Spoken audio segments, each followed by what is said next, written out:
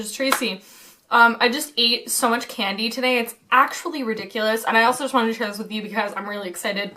This is this new wine that I got and I'm really excited. I went to a wine party and I'm super excited about this baby.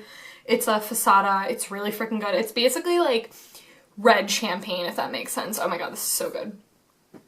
Basically, I wanted to use video because I had posted on Twitter about video ideas because I was like in desperate need of like video ideas because I want to do the 12 days of MTG Goddess where I post the 12 days leading up till Christmas.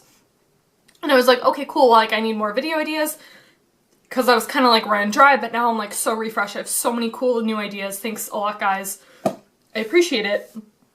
And a couple of people actually had posted about this really sweet deck that I'm going to list in the down bar below. Where it's basically this 5-color humans deck that kind of just shocked people and won this like open, this SCG open or something like that. And I kind of was like thinking about it a little bit and I was like, damn, I was like, you know, it's kind of interesting is decks like this, you know, sometimes just come out of like the woodwork and someone just plays this super like, you know, not traditional deck or something like that. And people are just kind of like, oh my god, like this is so cool. Or like, what? How did that win? I don't understand. And basically, what I think a lot of times happens is that people, guys, are like so, they don't know how to sideboard against some, and I'm not just saying like this kind of deck, I'm just saying like decks that are just not traditional, or say you take like a traditional version of some sort of deck. This pillow is driving me absolutely nuts. I like can't get comfortable. I'm sitting on a pillow because I'm really short, and if I didn't sit on the pillow, this is how short I would be. So yeah, this tripod doesn't go any smaller, so it's like really uncomfortable right now. So people don't know how to sideboard against stuff like, oh my god. People do not know how to sideboard against stuff like this, and I don't just mean like this kind of deck, I just mean any sort of off-the-wall deck.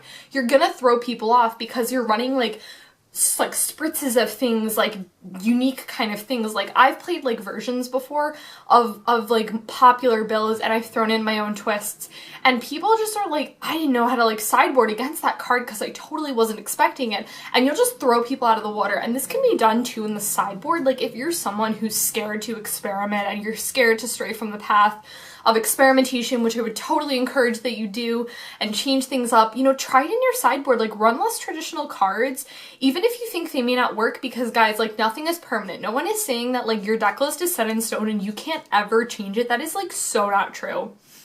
Honestly, some of the best Magic players I think that I've seen and I've witnessed are people who are willing to try new things and people who are willing to put in, you know, different things. And I was trying to think about it from the perspective of like myself, like if I were to play in a tournament and I were to check out, you know, I were to be playing against a deck like this, that's just off the wall, like I didn't know what to do. I think about that crunch time when you're sideboarding. We all know that panic, because I personally, like if I can accurately depict to someone what like I feel like is panicked, it's like during sideboard time when you like have to sideboard but you have no idea what to sideboard in. Like that is like prime anxiety time for me. I'm just like, oh my god, like is this card good? Is this card bad? Like I don't even, what does this card even say? I don't even know, like, you know, and I just freak out. And I was thinking about it like from, if you're playing, like, again, I'm not saying you have to build like this completely new deck from scratch. I'm not saying that. Even if you run cards that are like a little bit less traditional that people aren't expecting, it makes your opponent really, it throws them off their game first off because they're not expecting it. And I think one of like the best things, I think if I could really describe like really good Magic players, is if they like don't show you like their emotions. And I feel like that's like a really, you have to kind of put on your poker face, you know. I think that's like a really big part of like playing competitive Magic, I think, is just, you know, never letting your opponent see you sweat and never letting them know that that card, like I didn't even know that was even a card people ran, like things like that. So yeah, but anyways, back to the crunch time. Like if you do things like that, it really forces your opponent during that sideboard time to really think about, okay, like I wasn't expecting a deck like this. I don't really know what cards to like sideboard in. And the best part too is they have no idea what cards you're gonna sideboard in. And I think that is really like, I think that's a really major major point is that they don't know what's going on in your deck. Because here, let's take an example of someone who's playing like something to the books. They're playing something really cut and dry. Affinity is at the forefront of my mind right now, so let's just take Affinity. Someone's playing this super traditional version of Affinity. Blah, blah, blah. They have their ink mods, their blink mods, their Ravengers, whatever they're doing, whatever. I'm like, I could sideboard against Affinity every day of the week. Like, you know, it's a very like basic type of deck. And also it's decently easy to sideboard against Affinity because they run, you know, they're running artifacts. So you're like artifact removal. Like, you know, it's decently like easy to kind of figure that out. But then, okay, say they're playing these like unique cards that you've like never even seen before. You're like, okay, now this makes my job of sideboarding even harder. And also keep in mind too that when you are sideboarding, it's not like you have all the time in the world.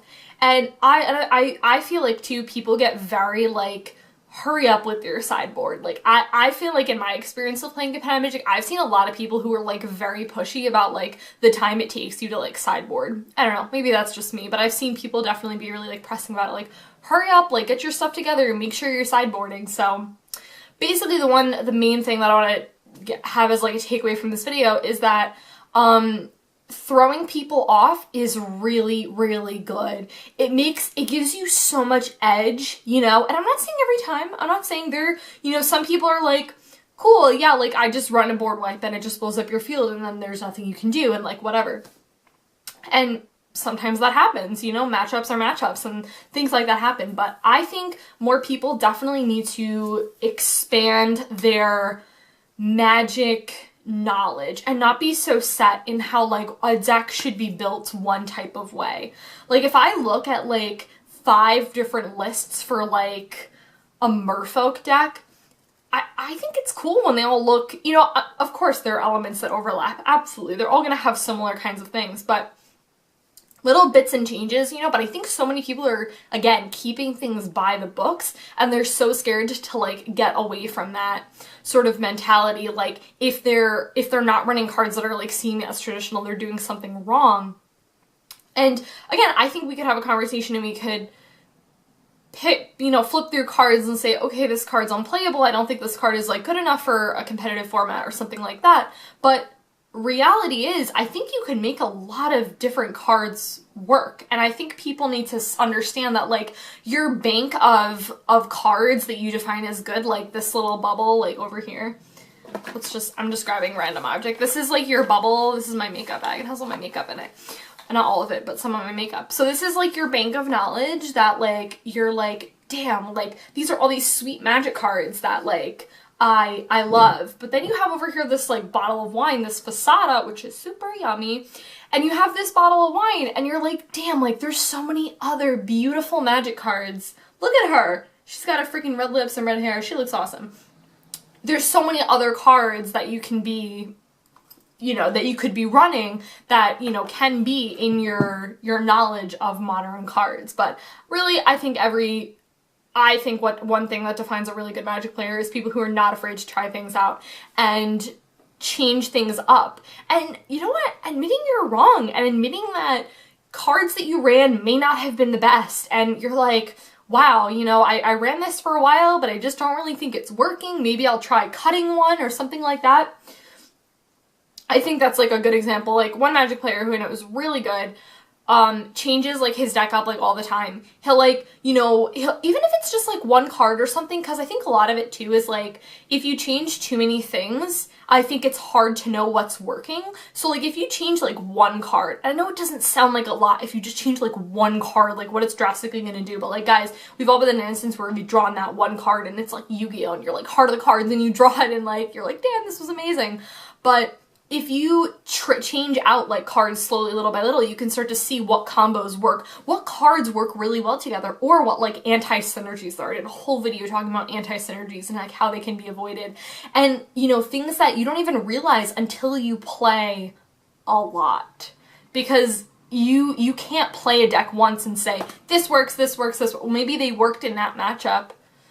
Maybe they worked for 30 minutes and then, you know, 5 minutes go by and they don't work anymore because this card doesn't work with this card or something like that. So, yeah. that is all I wanted to say in this real talk, but I'll list the deck in the down below. I don't know if I said that earlier, but it was like really sweet. It was like 5-color humans, and I was like, oh my god, like this is so cool. I wish more people like did things like this. I think that's just really unique and really fun. Definitely don't be afraid to step outside the box when it comes to deck building. And even again, if you're someone who likes to keep things to the books, like I get it. I totally understand. I just think, you know, change up little things. You definitely would be surprised as to how much they can benefit you. And you know what? You do not know until you try, because you can say this card's bad, I hate it, I hate it. Like me, I hated Jace Vryn's Prodigy, and then I played with it and I was like, I hate this. It's kind of one of those things like where you're like, I hate lima beans, and then you try lima beans and you're like, they're really not so bad. I feel like that was a really bad example, because I don't know how I feel about lima beans. I don't know, it's one vegetable I'm just not a fan of. Like, there's some foods that I have to say, just because, sidetrack, I'm a vegetarian. This relates to the video. I'm a vegetarian, and you know, because I am, I feel like I've become more, I'm expanding like my food horizons. And so like there's some foods that I'll like revisit because I'm like, I'm a vegetarian, like maybe I'll like this vegetable, and then I try it and I'm like, I'm really not a fan of it. But like, how can I say I don't like mushrooms? I really don't like mushrooms. It's a vegetable. Like, I get along with a lot of vegetables, I just don't really like mushrooms. So how can I say I don't like mushrooms if I haven't tried mushrooms? Side note, I've tried mushrooms a couple times. I do not like them. But yeah, it's the same with magic cards. You can be like, I don't like Jace Vryn's Prodigy, which is true, I don't like Jace Vryn's Prodigy. But then it's like, I play with it a couple times and I'm like, you know what? This card was really not working, which is what happened to me. Or, you know, you could have the opposite effect. You could say, wow, I know I kept saying that this card wasn't going to work, but then I tried it and whatever. And again, the combination of cards I feel like is another really important thing. Like, you can say this one card it's a great card. Everyone talks about it. Like, I'm going to keep picking on Jace just because that's what I talk about it. That's just because that's what I'm talking about. And I really don't like that card. And you could say, okay, Jace Vryn's Prodigy, you know what? I'm going to try to make this card work. I change out some things in my deck, and I find that the combo of cards, it just doesn't work. I've tried a couple of different combos. I've tried fitting Jace in, and that's okay. Like, there are some magic cards that I unfortunately, like, when I do even my mock deck text, like, I unfortunately can't talk about every single card. I wish I could. I wish, you know, if you notice, if you've watched my deck text, you notice a lot of times I run one-ofs just because I'm like, I like to pick and choose, you know, like, I don't want, like, let's go to the vegetable example. Like, I love red bell peppers, right? Oh, one of my favorites. I love peppers. I also really like onions, but I don't want to have so many, and they also go really good together. Can we just talk about, like, peppers and onions go so well together. Like, oh, I love it. But if I eat all the peppers, then I can't have room for onions. I want to have like an even mix of peppers and onions so I get the best of both worlds. So I can like run like 1-in-1 of those cards. And I actually can't believe I just compared magic cards to vegetables. If you've made it this far in the video, I am so sorry you have to put up with me. Gosh, I'm a lunatic. I promise I have not been drinking. This is a brand new bottle. Brand new bottle. I have not even opened this thing, but I'm very excited to. So that is it, guys. That was it for talking about, I don't even know what I'm going to call this video, but yeah, I will see you guys in my next video next week on Tuesday.